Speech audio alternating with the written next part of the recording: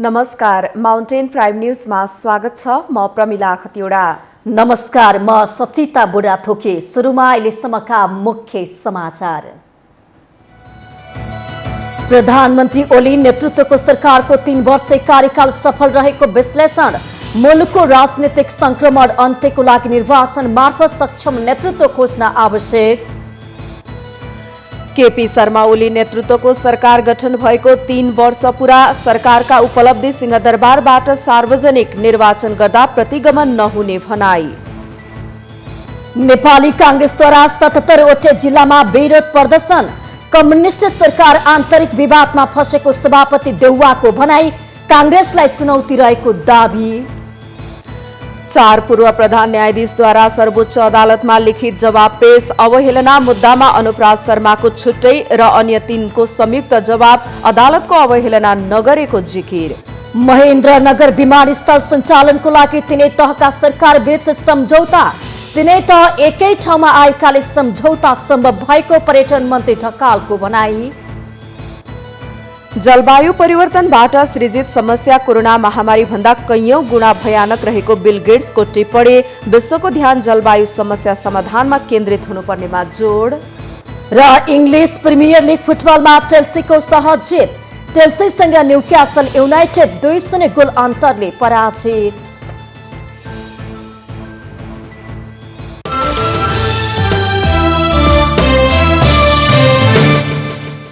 Mountain television.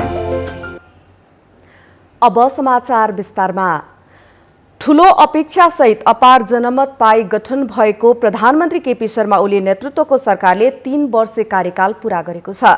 पछिल्लो 1 वर्ष नेकपा विवादका कारण सरकारले प्रभावकारी काम गर्न नसकेपछि सुरुवाती 2 वर्ष भने विकास निर्माणका कामका लागि उत्साहप्रद। पछिल्लो 1 वर्षमा नेकपा विवादका कारण सरकारले प्रभावकारी काम गर्न नसकेपछि सुरुवाती 2 वर्ष भने विकास निर्माणका कामका लागि उत्साहप्रद रहेको आँकडाहरूले देखाइरहेको अवस्था छ। राजनीतिक खिचातानीका कारण प्रतिनिधि सभा विघटन भएपछि अब मुलुक चुनावतर्फ लागिसकेको अवस्था रहेको छ। घोषित समयमा निर्वाचन गरेर मुलुकलाई जारी राजनीतिक संक्रमणबाट मुक्त बनाइहाल्न आवश्यक देखिएको छ। पटक पटक राजनीतिक अस्थिरताका कारण क्षति बेहोरेको मुलुक थप क्षति बेहोर्न नसक्ने अवस्थामा पुगिसकेको छ। प्रधानमन्त्री केपी शर्मा ओलीले सत्ता सम्हालेको 3 वर्ष पुगेको छ। प्रारम्भिक 2 वर्षलाई छोड्ने हो भने त्यसपछिको 1 वर्ष आन्तरिकी चलोकै कारण अपेक्षाकृत सुखद रहन सकेन। 2072 सालमा मिलिजुली सरकारको नेतृत्व गर्दा त्यति बेलाका चुनौतीहरूलाई दृढतापूर्वक सामना गर्दै अलग प्रकारको राष्ट्रिय धारको प्रतिनिधित्व गर्दै राष्ट्रवादी छवि बनाएकै कारण जनताले ठूलो विश्वास गरे। फलस्वरूप झण्डै 2/3 सरकारको नेतृत्व गर्ने दुर्लभ अवसर प्रधानमन्त्री ओलीलाई हात लाग्यो। मुख्यतः भारतले नेपाल विरुद्ध नाकाबन्दी गरेको विषयलाई दृढतापूर्वक सामना गर्दै एकल निर्भर रहेको नेपालको अर्थतन्त्रलाई तेस्रो विश्वसँग समेत मिसाउने उद्देश्यका साथ चीनसँग भएको सम्झौताले नेपालीहरूमा नयाँ उत्साह सिर्जना हुन गयो। भारतले नेपालप्रति देखाउने अनुदार व्यवहारको कडा आलोचक समेत रहनु भएकै कारणले पनि प्रधानमन्त्री ओलीको लोकप्रियता चुलिएको वास्तविकता नै उहाँको दोस्रो कार्यकालको शुभ संकेत रहेको भन्न सकिन्छ। पार्टी संगठन र सहयोगीहरूसँग सहकार्य गर्दै एउटा सशक्त पार्टी संगठन निर्माण गर्दै प्रधानमन्त्रीको पद सम्हाल्न पुग्नुभएका प्रधानमन्त्री ओलीले यस विषयमा देशको विकास र निर्माणसँग सम्बन्धित थुप्रै कामहरू गरेको प्रगति विवरण देख्दा यो बीचमा केही पनि भएन भन्ने निराश जनपंक्तिको निमित्त महत्वपूर्ण उत्साहको सञ्चार नै भएको मान्न सकिन्छ। स्थानीय निकायहरू सशक्त भएकै कारण पनि सरकारको प्रगति विवरण उत्साहजनक देखिन गएको वास्तविकतालाई नकार्न सकिँदैन। आज देशभरका सबै स्थानीय निकायका सबै वडाहरूमा कुनै न कुनै प्रकारका विकास निर्माणका गतिविधिहरू भइ नै रहेका छन्। सडक सञ्जाल गाउँ गाउँमा पुगेको छ। कालोपत्रे काम तीव्र पारिएको छ। ठूला ठूला भौतिक संरचनाहरूको काम सुरुवात भएको छ। राजमार्गदेखि सुरुङमार्गसम्मका प्रगतिहरू देखिन थालेका छन्। भूकम्पले थला परेको देश पुनर्निर्माणको बाटोमा छ। कैयौं संरचनाले नयाँ जीवन पाएको छ भने कैयौंले पाउने अवस्था समेत छ। यी सबैका साथसाथ प्रधानमन्त्री ओलीको यो कार्यकालमा भारतलाई नेपालको स्पष्ट अडानसहित गुमेको कालापानी क्षेत्रको नक्सा जारी हुन सकेको छ। सर्वसम्मत राजनीतिक वातावरण सहित नेपालको गुमेको भूभागलाई नक्सामा समेटी विगतको सरकारको लागि बोल्न समेत असम्भव जस्तो देखिएको विषयलाई भारतसँगको एजेन्डामा जबरजस्त समावेश गर्न सक्नुलाई पनि महत्वपूर्ण उपलब्धिको रूपमा हेर्न सकिन्छ।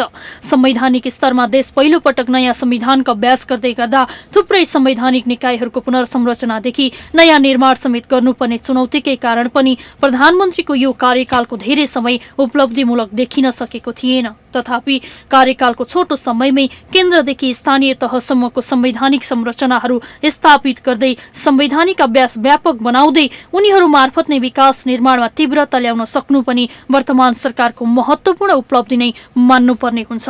यी र यस्ता महत्त्वपूर्ण कुराहरू बाहेक झण्डै 2/3 सरकारले गर्न सक्ने थुप्रै कामहरू हुँदाहुँदै आन्तरिक किचलोका कारण असमयमै सरकारको कार्यकाल छुट्याउन पर्नुको पीडा वास्तवमै देशको निमित्त सामान्य मान्न सकिँदैन। विशाल जनमत पाएको सरकार आन्तरिक कारणले गर्दा आफ्नो कार्यकालको झण्डै आधा समयमै प्रतिनिधि सभा विघटन गर्दै चुनावको घोषणा गर्न पुग्नुलाई एउटा दुर्भाग्यजनक अवस्थाकै रूपमा चित्रण गर्नुपर्ने हुन्छ। हालसम्म गरिएका सरकारका कामहरू प्राय सबै अधुरा छन्। आर्थिक आय आर्जनसँग सम्बन्धित महत्त्वपूर्ण उपलब्धिहरू हासिल हुनै बाँकी छ। भारतसँगको विवाद जिउका तिउ छ। विदेशमा काम गर्न जानेहरूको लर्को घटाउन सकिएको छैन। यस्तो अवस्थामा वर्तमान नेतृत्वले थप 2 वर्ष काम गर्न पाएको भए देशले परिवर्तनको केही अनुभूति गर्न सक्थ्यो कि? यही विषय आज सबैको मनमा गढेको छ। प्रतिनिधि सभा विघटन गर्दा प्रधानमन्त्रीको पक्षमा कोही हुँदैनन् भनेर भविष्यवाणी गर्नेहरू प्रधानमन्त्रीद्वारा आयोजित सभाहरूमा देखिने उपस्थितिले सकित छन्। देशले निडर र साहसिक नेतृत्वको खोजी गरेको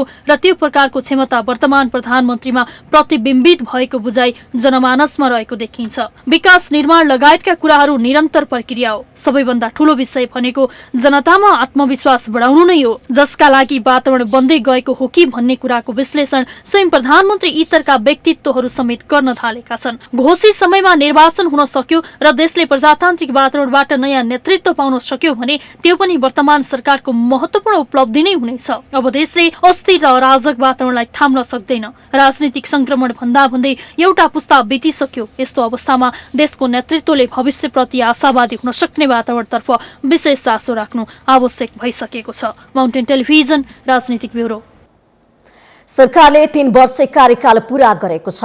सोमबार प्रधानमन्त्री केपी शर्मा ओलीले 3 वर्षमा आफूले गरेका कामहरूको फिगरिस्त सार्वजनिक गर्दै प्रतिनिधि सभा विघटन हुनुको कारणबारे प्रश्न पार्नु भएको छ। आफूले अन्तिम समयसम्म मिल्ने प्रयास गरेको तर केही सिप नलागेपछि प्रतिनिधि सभा विघटन गर्नुको विकल्प नभएको प्रधानमन्त्री केपी शर्मा ओलीले बताउनु भएको छ। सोमबार सिंहदरबारमा प्रधानमन्त्री तथा मन्त्री परिषदको भवनको उद्घाटन गर्दै प्रधानमन्त्री केपी शर्मा ओलीले सरकारका उपलब्धिहरू सार्वजनिक गर्नुभएको छ। सो क्रममा उहाँले प्रतिनिधि सभा विघटन गर्नुको कारण समेत बताउनु भएको हो। प्रधानमन्त्री ओलीले अन्तिम प्रयास असफल भएकाले बाध्यात्मक अवस्थामा प्रतिनिधि सभा विघटन गरेको उल्लेख गर्नुभयो। भवनको उद्घाटनपछि आयोजना गरिएको प्रेस ब्रिफिङमा प्रधानमन्त्री ओलीले आफू नेतृत्वको सरकारले 3 वर्षको अवधिमा सङ्घमा 89 वटा नयाँ कानून बनाएको बताउनुभयो। यस अवधिमा संविधान पूर्ण रूपमा कार्यान्वयनमा आएको उहाँको भनाइ छ। पहिलो वर्ष सरकार 5 दिनमा एउटा विधेयक मस्यौदा गरी मौलिक हक कार्यान्वयन सम्बन्धी 16 कानून सहित 25 कानून सङ्घीय संसदबाट पारित गरे। दर्जनौं विधेयकहरू सङ्घीय संसदमा प्रस्तुत गरे। 4 दर्जनभन्दा बढी नियमावली र गठन आदेशहरू, 3 दर्जन निर्देशिका, कार्यविधि र मापदण्ड जारी गरे। दोस्रो वर्ष थप 30 नयाँ कानुनहरू निर्माण भए। तेस्रो वर्ष थप 34 सहित यस अवधिमा कुल 89 नयाँ कानुनहरू निर्माण भए। त्यस्तै प्रधानमन्त्री ओलीले संसदले केही गर्न नसकेपछि प्रतिनिधि सभा विघटन गर्ने बाहेक अरू के गर्ने भन्दै प्रश्न समेत गर्नुभयो। साथै उहाँले चुनाव गराउनु भनेको प्रतिगमन नहुने जिकिर समेत गर्नुभयो। चुनाव गराउनु प्रतिगमन हुने भए आगामी 1.5-2 वर्षमा यस्तै प्रतिगमन स्वतः हुने उहाँको भनाइ छ।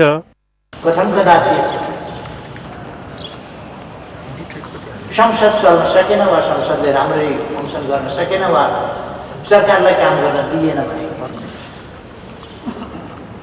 अनि गर्ने के देशलाई अस्वस्थ राजनीतिको गोलचक्करमा फसिरहन दिने? जनताका बीचमा जानु परेन। जनताका बीचमा जाँदा, जनादेशका लागि जाँदा यदि प्रतिगमन हुन्छ भने कमसेकम 1.5-2 वर्षपछि त चुनाव आउँछ नै, फेरि प्रतिगमन त रोक्न सकिने त भएन। हाम्रो प्रणालीले चुनाव त गराउँछ, चुनाव गराउने बित्तिकै प्रतिगमन हुन्छ भने त फेरि प्रतिगमन त हुने नै।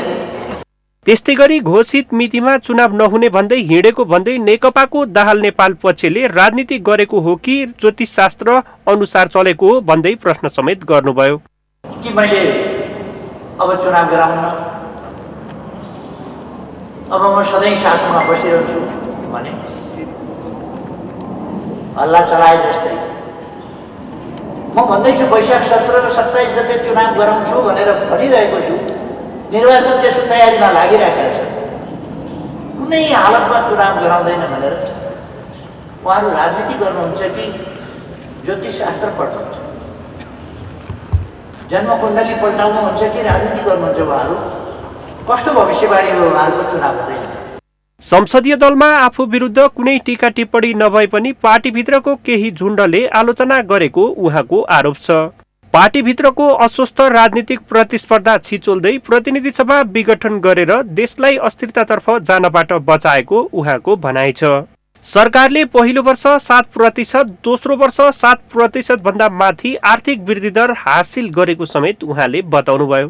कोरोनाको समयमा पनि सरकारको सुझबुझका कारण नेपाली अर्थतन्त्र सकारात्मक अवस्थामा रहेको उहाँको भनाइ छ।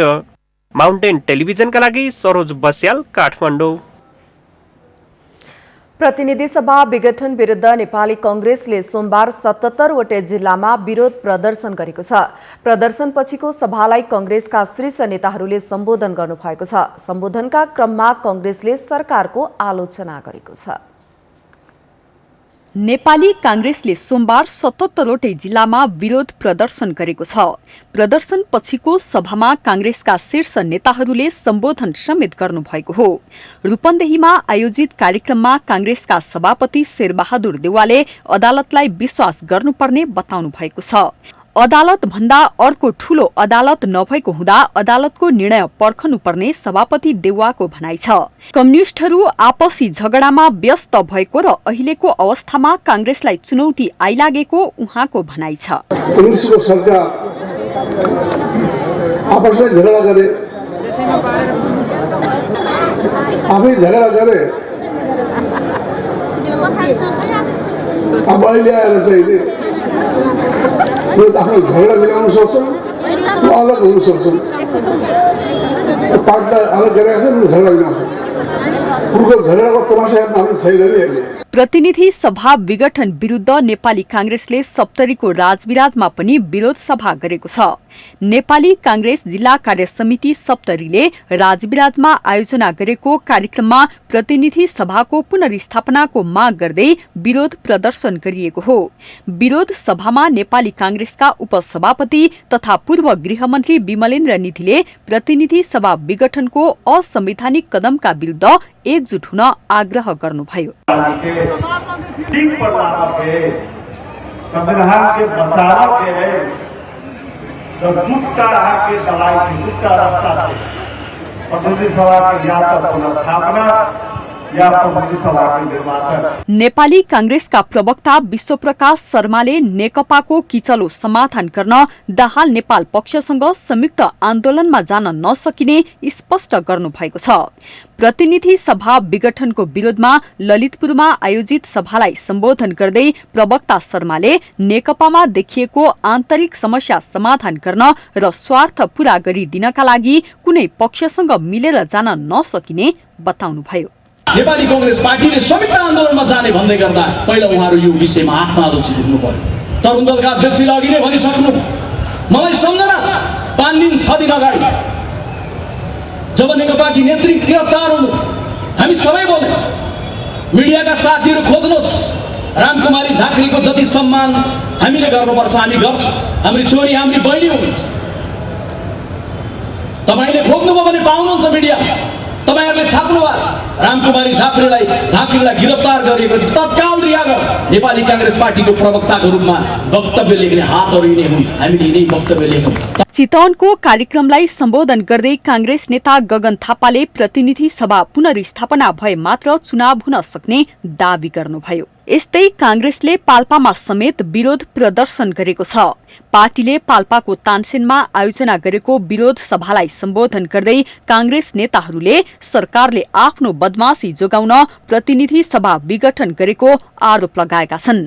बारामा पनि नेपाली कांग्रेसले विरोध प्रदर्शन गरेको छ। अपवित्र गठबन्धनका कारण यो अवस्था आएको कांग्रेसको आरोप छ। यस्तै बाँकेको नेपालगञ्जमा पनि विरोध प्रदर्शन गर्दै कांग्रेसले संविधान र लोकतन्त्रको रक्षाका लागि कांग्रेस सड़कमा आएको बताएको छ। कम्युनिष्टको घर झगडाका कारण प्रतिनिधि सभा विघटन गर्ने सरकारको कदम अलोकतान्त्रिक र असंवैधानिक भएको कांग्रेसको आरोप छ। विरोध प्रदर्शन अन्तर्गत कांग्रेसले पर्साको वीरगंज स्थित घण्टाघरबाट निकालिएको र्याली माई स्थान आदर्श नगर अलखिया मठ घडेरबा पोखरी हुँदै पुनः घण्टाघर पुगेर कोण सभामा परिणत भएको थियो। नेपाली कांग्रेस अर्घखाँचीले सन्धिखर्कमा गरेको विरोध सभामा कांग्रेस नेताहरूले सरकारले जनतालाई टुक्का सुनाएर भ्रमित पारेको आरोप लगाएका छन्। प्रमुख प्रतिपक्षी दल नेपाली कांग्रेसले अन्य जिल्लामा जस्तै दार्चुला लगायतका सबै जिल्लाहरूमा विरोध प्रदर्शन गरेको हो।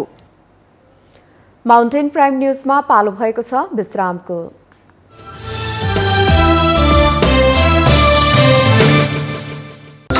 Mountain television.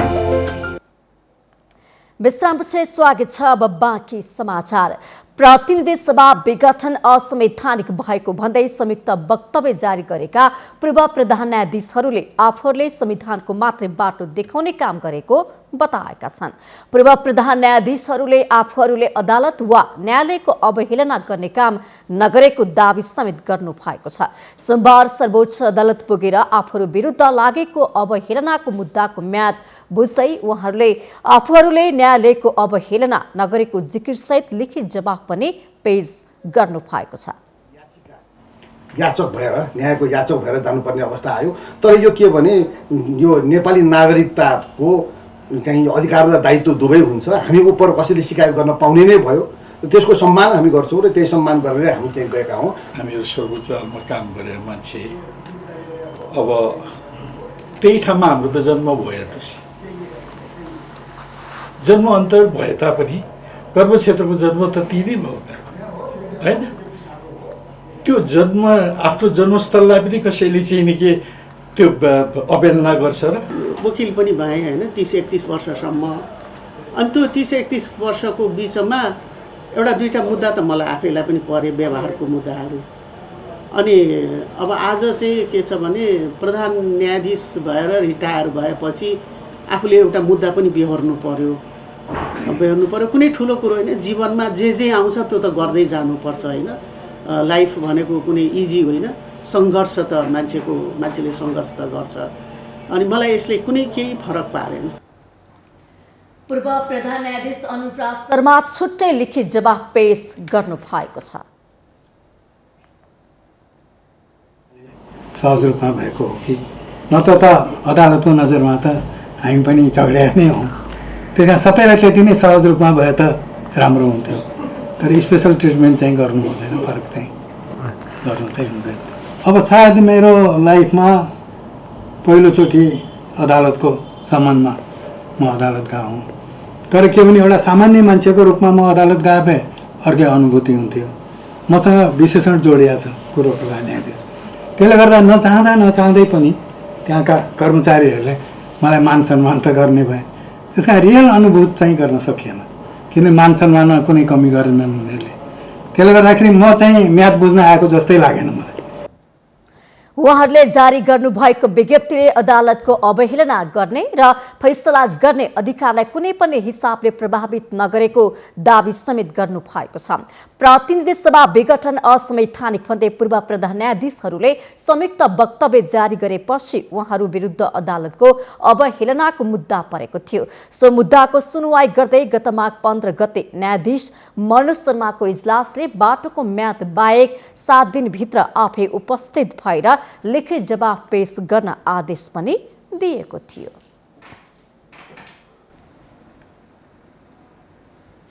प्रधानमन्त्री केपी शर्मा ओलीले रोजगारीका अवसरहरू सृजना हुने ठाउँमा लगानी गर्न उद्योगी व्यवसायीहरूलाई आग्रह गर्नुभएको छ। सोमबार काठमाडौँमा आफू निकट उद्योगी तथा व्यवसायीहरूको राष्ट्रिय भेलालाई सम्बोधन गर्दै प्रधानमन्त्री ओलीले सहकारीको अत्याधिक प्रयोग गरी रोजगारी सृजना हुने ठाउँमा लगानी गर्न उद्योगी व्यवसायी माझ आग्रह गर्नुभएको हो। कार्यक्रममा प्रधानमन्त्री ओलीले जमिन, जल, वनजंगल, जडीबुटीलाई अधिकतम प्रयोग गरी उत्पादन वृद्धि तथा रोजगारी सृजना गर्ने काममा सरकारले पूर्ण रूपमा सहयोग गर्ने उहाँको प्रतिबद्धता व्यक्त रहेको थियो। त्यो सबैको अधिकतम सदुपयोग कसरी गर्न सकिन्छ, हामीसँग भएको सम्पत्ति रकम कसरी अधिकतम सदुपयोग गर्न सकिन्छ, रोजगारीका अवसर सिर्जना गर्ने कुरामा र उत्पादन वृद्धि गर्ने कुरामा कसरी गर्न सकिन्छ, त्यतापट्टि लाग्नुहोस्। सरकारले त्यस सम्बन्धमा ती कामहरूमा तपाईँहरूलाई पूर्ण रूपमा सहयोग गर्नेछ।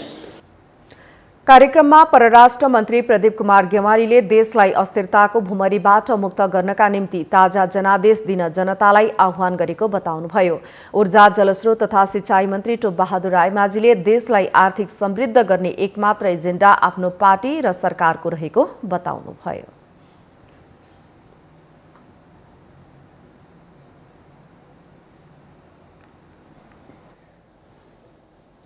माघ शुक्ल पञ्चमीका दिन मनाइने श्री पञ्चमी पर्व आज विद्याकी अधिष्ठात्री देवी सरस्वतीको निष्ठापूर्वक पूजा आराधना गरी मनाइँदैछ। वरदाहिनी, बुद्धिदात्री, ब्रह्मचारिणी, चन्द्रघण्टा र भुवनेश्वरी जस्ता नामले पुकारने गरिन्छ। विद्या र सृजनाकी देवी भएकाले विशेष गरी साहित्यकार, कलाकार, पत्रकार, शिक्षक र विद्यार्थीले आफ्नो कला साधनाका वस्तु, कलम, कापी, कुची र वाद्य यन्त्र आदिलाई सरस्वतीका रूपमा पूजा आराधना गर्दछन्। सरस्वतीलाई तान्त्रिकहरूले तन्त्र सिद्धिको लागि तारा देवीको रूपमा मान्छन्।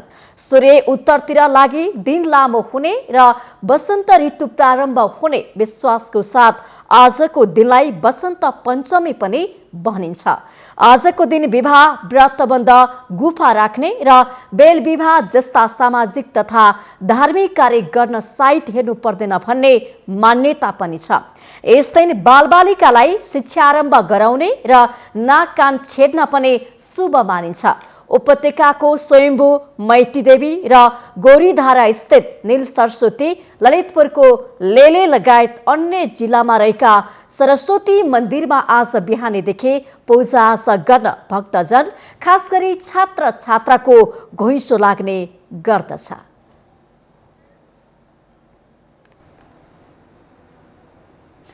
सरकारले सामुदायिक विद्यालयहरूमा लागू गरेको दिवा खाजा कार्यक्रम पाल्पामा निकै प्रभावकारी बनेको छ। विद्यार्थीहरूको उपस्थिति बढाउन दिवा खाजा कार्यक्रम लागू गरेपछि बालबालिका नियमित विद्यालयमा उपस्थित हुने गरेका छन्। साथै विद्यालयमा बनेको पोसिलो खाजाका कारण बालबालिकाको स्वास्थ्यमा समेत सकारात्मक प्रभाव परेको छ। सामुदायिक विद्यालयहरूमा सरकारले लागू गरेको दिवा खाजाको प्रभावको कारण पाल्पाका सामुदायिक विद्यालयहरूमा बालबालिकाको आकर्षण बढ्न थालेको छ। विद्यालयहरूले निषेध गरे पनि प्रभावकारी रूपमा कार्यान्वयन नहुँदा बालबालिकाले जङ्क फुडको नै प्रयोग गर्ने गरेका थिए। तर सरकारले दिवा खाजाका लागि विद्यालयहरूलाई रकम उपलब्ध गराएपछि जङ्क फुडको प्रयोग शून्य भएको छ। यो हामीले दैनिक पौष्टिक आहारको रूपमा हामीले आफैले निर्माण गरेको विषादी रहित खाद्यान्नहरू अथवा खाजा विद्यार्थीलाई वितरण गर्दा विद्यार्थीको स्वास्थ्यमा लामो समयसम्म सकारात्मक प्रभाव रहने, यसले विद्यार्थीहरू स्वस्थ रहने, मानसिक र शारीरिक रूपमा विकास हुने हुनाले यो खाजा कार्यक्रम अति प्रभावित, असाध्यै राम्रो मैले महसुस गरेको छु। बालबालिकाहरूलाई विद्यालयमा नियमित उपस्थित गराउने उद्देश्यले लागू गरेको कार्यक्रमबाट बालबालिकाको स्वास्थ्यमा समेत सुधार आएको शिक्षकहरूको भनाइ छ। बालबालिकाहरूलाई विद्यालयमा नियमित उपस्थित गराउने उद्देश्यले लागू गरेको कार्यक्रमबाट बालबालिकाको स्वास्थ्यमा समेत सुधार आएको शिक्षकहरूको भनाइ छ। स्वास्थ्यमा कुनै नकारात्मक कुनै एकजना विद्यार्थीले पनि नराम्रो चाहिँ माने छैनन्, कुनै बिरामीमा आएन, सबै चाहिँ स्वस्थ। हामीले त्यही अनुसारको चाहिँ व्यवस्था गरेका। सरकारले दिवा खाजाका लागि उपलब्ध गराएको रकममा स्थानीय सरकार र विद्यालय आफैले रकम थप गरी विद्यालयमै खाजा तयार गरी वितरण गर्ने गरेको छ। यसबाट बालबालिकाको सामुदायिक विद्यालयप्रति आकर्षण बढेको छ।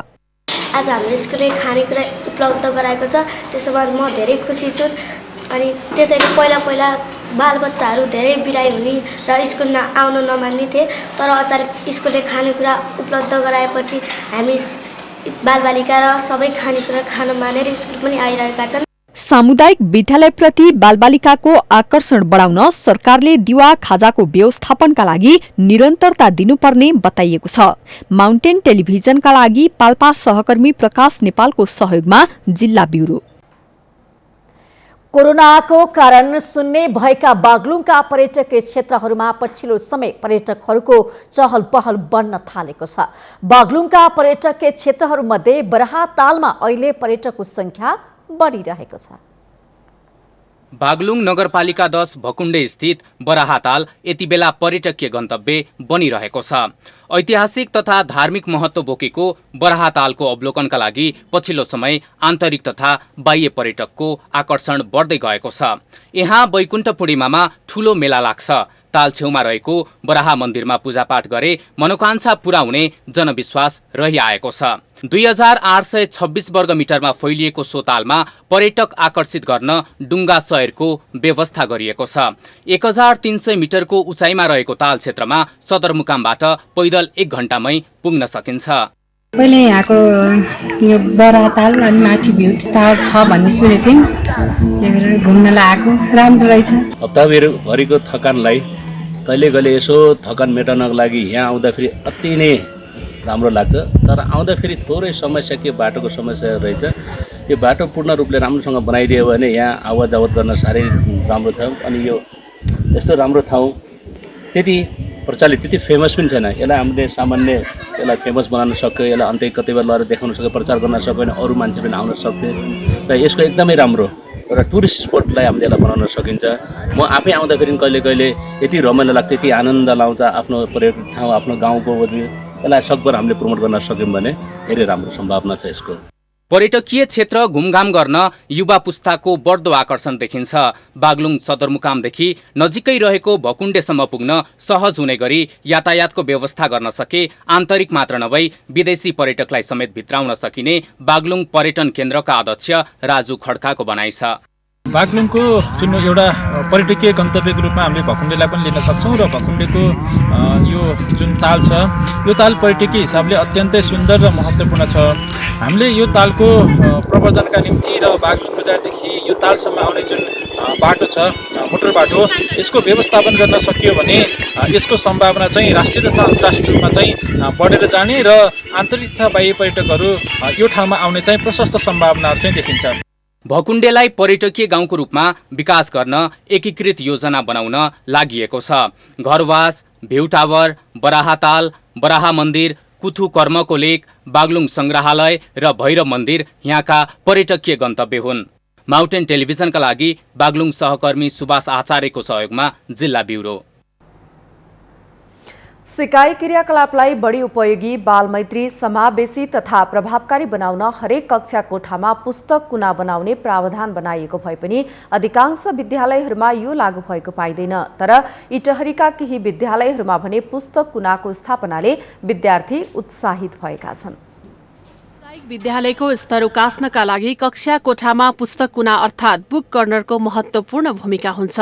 विशेष गरी सामुदायिक विद्यालयमा यस्ता पुस्तक कुनाको व्यवस्था गर्दा विद्यार्थीहरू समेत उत्साहित हुने गरेको पाइएको छ। पुस्तक कुनामा विद्यार्थीका लागि उपयोगी पुस्तकहरू राखिने र खाली समयको उपयोग समेत गर्न सकिने भएकाले पनि पुस्तक कुनाको महत्त्व बढ्दै गएको छ। इटहरीमा भएका सामुदायिक विद्यालयहरूमा विभिन्न सङ्घ संस्थाहरूको सहयोगमा पुस्तक कुना बनेपछि विद्यार्थीहरूले रमाउँदै विभिन्न पुस्तकहरू पढ्ने गरेको स्थानीय शिक्षकहरूको भनाइ छ। नेपाल सरकारबाट जुन करिकुलम छ र पाठ्यपुस्तक उपलब्ध त्यो बाहेक अतिरिक्त अरू थप यसबाट कथा अलिक ज्ञानवर्धक जनचेतनामूलक नै त कथा यसमा कविताहरू केटाकेटीहरूले पढेर रमाएका छन् र केही ज्ञान पनि आर्जन गरेका छन्। पुस्तक कुनालाई व्यवस्थित राख्न सामुदायिक विद्यालयका शिक्षकहरूलाई तालिम दिनुपर्ने विद्यालय सञ्चालकको भनाइ छ। यस पुस्तक कुनालाई विद्यालयले रुटिनमा राखेर पठन पाठनका लागि सहजीकरण गर्ने तथा पुस्तकहरू थप्ने योजनामा छन् इटहरीका केही सामुदायिक विद्यालयहरू। शिक्षकहरूको तालिमको व्यवस्था कसरी बुक कर्नरलाई व्यवस्थित गर्ने भन्ने सन्दर्भमा 1 दिने 2 दिने कति तालिम सम्भव हुन्छ त्यो सेभ द अर्थ अथवा लगायत अन्य संस्था नेपाल सरकारको शिक्षा शाखाबाट पनि पहल हुँदाखेरि राम्रो हुन्थ्यो। विद्यार्थीहरूलाई बढीभन्दा बढी ज्ञानमै प्रेरित कक्षा कोठाको किताबको पाठ्यपुस्तकको अलावा अन्य पुस्तक पनि त्यहाँ राखिदिएर त्यहाँबाट चाहिँ राम्रो ज्ञान दिने र किताब कुनाको उपयोग गर्नुपर्छ, किताब कुनाबाट चाहिँ बढीभन्दा बढी ज्ञान हासिल गर्नुपर्छ भन्ने खालको वातावरण बनाउनका लागि अब विद्यालय व्यवस्थापन समिति गठन हुँदैछ। विद्यार्थीको सिकाइ सुधारका लागि कक्षा कोठामा पुस्तक कुना राख्नुपर्ने व्यवस्था सरकारले गरेको छ। सरकारले 2068 देखि हरेक कक्षामा पुस्तक कुना व्यवस्था गर्न बजेट समेत पठाइरहेको छ। यद्यपि देशका अधिकांश सामुदायिक विद्यालयमा भने यो स्थापना गरिएको पाइँदैन। माउन्टेन टेलिभिजनका लागि जिल्ला ब्युरोको सहयोगमा सुनसरी सहकर्मी विनोद आचार्यको रिपोर्ट। माउन्टेन प्राइम न्यूजमा पुनः पालो भएको छ विश्रामको।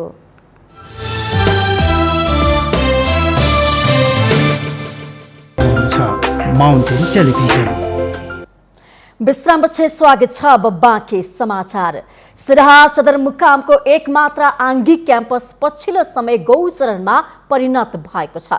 सिराहाको श्री सूर्य नारायण सत्यनारायण मौर बैता बहुमुखी क्याम्पस नियमित पठन पाठन र व्यवस्थापन नहुँदा गौचरणमा परिणत भएको हो। विक्रम सम्वत 2039 स्थापना भएको श्री सूर्यनारायण सत्यनारायण मोरवैता बहुमुखी क्याम्पस सिराहामा हिमाली जिल्ला उदयपुर सहित पश्चिम नेपालका कञ्चनपुर कैलालीसम्मका विद्यार्थीहरू पुग्ने गर्छन्।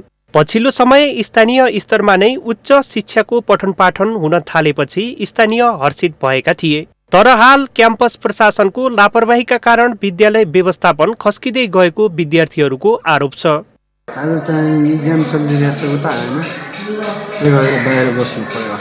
भवनको के अभाव छ र? भवनको अभाव पनि छैन, यता सरहरूको पनि ढिला सुस्ती हो। अनि कुन कुन विषयले पढाइ हुन्छ? अहिले एकाउन्ट हुन्छ, आज इङ्ग्लिस हुन्छ होइन, 2-3वटा विषय हुन्छ, 5वटा विषय मध्ये 2-3वटा विषय हुन्छ। क्याम्पस व्यवस्थापनको कमजोरीका कारण नियमित पठन पाठन त हुन सकेको छैन नै, विद्यालय हाताको मैदान पनि गौचरणमा परिणत भइसकेको छ। क्याम्पसमा नियमित पठन पाठन र भौतिक सुधारका लागि सम्बन्धित क्षेत्रमा पत्राचार भइसकेको क्याम्पस प्रमुख रामहित यादवको दाबी छ। फर्स्ट इयरको क्लास नियमित चलिरहेछ, तर यो बीचमा आंशिक पर्मानेन्ट टिचर कमर्समा हाम्रो 2 जना मात्रै हो।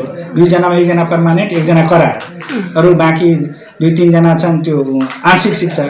आंशिक शिक्षकहरूको बीचमा आन्दोलन चलिरहेको थियो, त्यो आन्दोलनले गर्दा बीचमा उनीहरूको अलिक क्लास डिस्टर्ब भएको थियो।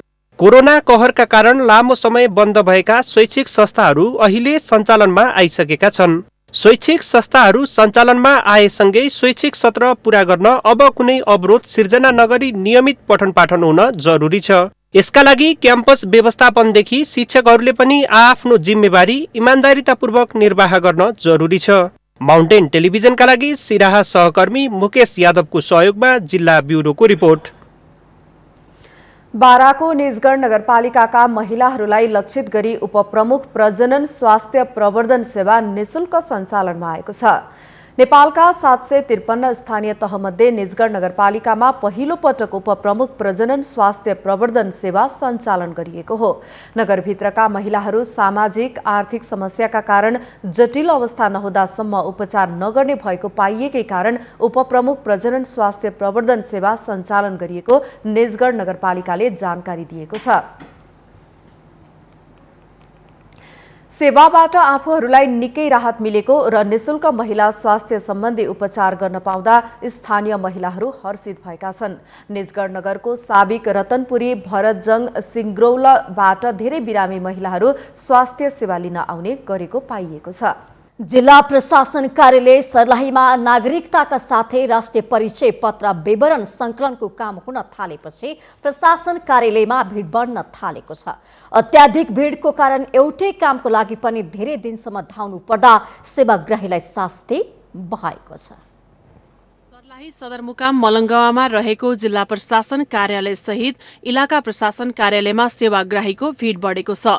अत्यधिक भिडको कारण प्रशासन कार्यालयमा सेवा लिन पुग्ने सेवाग्राही शास्ति खेप्न बाध्य छन्। नागरिकताका साथै राष्ट्रिय परिचय पत्र विवरणको सुरु भएसँगै प्रशासन कार्यालयमा सेवाग्राहीको भिड बढेको हो। एक घंटा बुर पुरान के नगरिका हेरा गेल है, तो ओहि कारण से 2 घंटा से बैठल है, गुरुवार लाइन में थक गेल है, तब हमरा खड़ा कल के अब की करिए। हाकिम साहब काम न करबा छी त जनता की कर मर रहल है भेग आगर बहा। सबै कागजपत्र पुर्याएर प्रशासन कार्यालयमा गए पनि नागरिकता पाउनकै लागि पनि 3-4 पटकसम्म धाउनुपर्ने सेवाग्राहीको गुनासो छ। अस्तिदेखि आएको, अस्ति काम बनेन, अनि आज आएको, अनि आज बन्यो, अनि लाइन बस्नुपर्ने भयो, अनि त बाहिर जानुभयो। अहिले भर्खर त फोटो टाक्नु भएको नागरिकतामा, अनि अब फेरि फाइनलमा जानुपर्ने, अनि त्यसपछि हाल दैनिक रूपमा जिल्ला प्रशासन कार्यालय मलङ्गामा 100 बढी नेपाली नागरिकता प्रमाणपत्र तथा प्रतिलिपि बनाउन आउने गरेको कार्यालयले जनाएको छ। हाम्रो जिल्लामा यो परिचय पत्र, राष्ट्रिय परिचय पत्रको फोटो खिच्ने अभियान सुरु भएपछि यो नागरिकताको अत्याधिक भिड बढ्न थालेको छ। हामीले झन्डै 100 थान नयाँ 100 थान प्रतिलिपि गरेर 200 थान यो जिल्लाबाट हामी जिल्ला प्रशासन कार्यालयबाट दिन्छौँ भने इलाका प्रशासन कार्यालय बरथवा र हरिवनबाट पनि 50-50 सङ्ख्यामा दुईटै गरेर 50 सङ्ख्या प्रतिलिपि 50वटा सङ्ख्या नयाँ नागरिकता जारी हुने क्रम बढेको छ।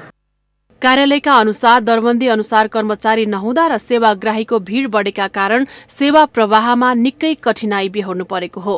माउन्टेन टेलिभिजनका लागि सर्लाही सहकर्मी राजीव शाहको सहयोगमा जिल्ला ब्युरो। हामीसँग आर्थिक अन्तर्राष्ट्रिय र खेल समाचार अझै बाँकी छन्। माउन्टेन प्राइम न्यूजमा फेरि पालो भएको छ विश्रामको।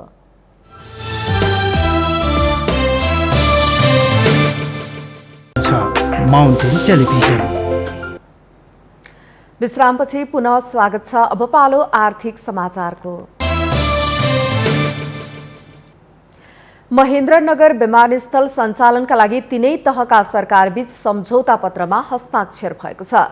महेन्द्रनगर विमानस्थल सञ्चालनका लागि सोमबार सुदूरपश्चिम प्रदेश सरकार, नेपाल नागरिक उड्डयन प्राधिकरण, भीमदत्त नगरपालिका र दोधारा चाँदनी नगरपालिका बीच हस्ताक्षर भएको हो। संस्कृति, पर्यटन तथा उड्डयन मन्त्रालयमा भएको सम्झौतामा विमानस्थल निर्माणका लागि आवश्यक पूर्वाधार निर्माण गरी उक्त विमानस्थललाई आधुनिक स्तरको सुविधा सम्पन्न विमानस्थल बनाउने उल्लेख गरिएको छ। विमानस्थलको सुदृढीकरण, स्तरोन्नति र जग्गा अधिग्रहण गर्नका लागि संघ सरकारले 50% रकम आर्थिक साझेदारीका रूपमा उपलब्ध गराउने जनाइएको छ। सम्झौता कार्यक्रममा बोल्दै संस्कृति, पर्यटन तथा नागरिक उड्डयन मन्त्री भानुभक्त ढकालले विमानस्थल चलाउनको निम्ति सबै एकै ठाउँमा आइपुगेका कारण सम्झौता गर्ने परिस्थिति बनेको बताउनुभयो।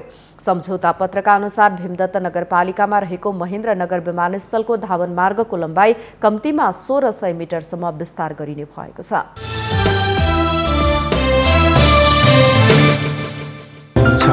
Mountain television. यससँगै हामी माउन्टेन प्राइम न्यूजको अन्त्यमा आइपुगेका छौं। जाँदा जाँदै मुख्य समाचार पुनः एकपटक। प्रधानमन्त्री ओली नेतृत्वको सरकारको 3 वर्ष कार्यकाल सफल रहेको विश्लेषण। मुलुकको राजनीतिक संक्रमण अन्त्यका लागि निर्वाचन मार्फत सक्षम नेतृत्व खोज्न आवश्यक। केपी शर्मा ओली नेतृत्वको सरकार गठन भएको 3 वर्ष पूरा। सरकारको उपलब्धि सिंहदरबारबाट सार्वजनिक। निर्वाचन गर्दा प्रतिगमन नहुने भनाई। नेपाली कांग्रेसद्वारा 77 वटै जिल्लामा विरोध प्रदर्शन। कम्युनिस्ट सरकार आन्तरिक विवादमा फँसेको सभापति देउवाको भनाई। कांग्रेसलाई चुनौती रहेको दावी। 4 पूर्व प्रधान न्यायाधीशद्वारा सर्वोच्च अदालतमा लिखित जवाफ पेश।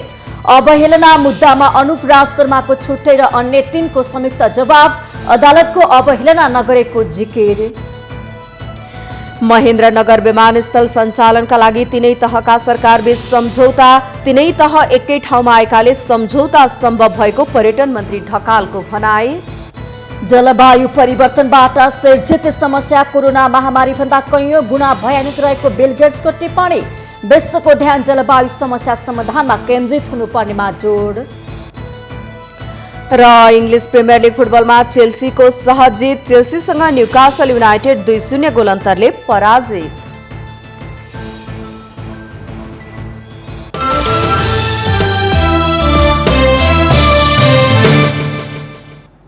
माउन्टेन प्राइम न्यूज अहिलेलाई सकियो। सत्य, तथ्य र निष्पक्ष समाचारको लागि हेर्दै रहनुहोला माउन्टेन टेलिभिजन। नमस्कार।